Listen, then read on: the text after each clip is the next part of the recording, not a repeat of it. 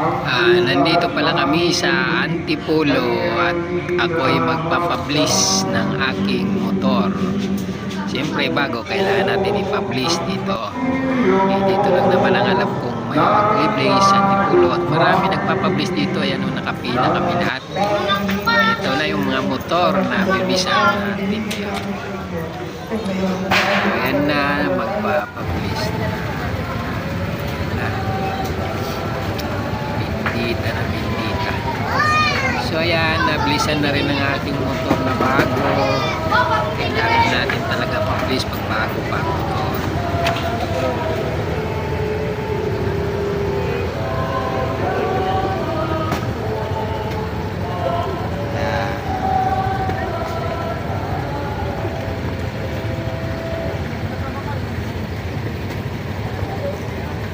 Ayan, nablisan na rin ang motor. Ayan, tapos na.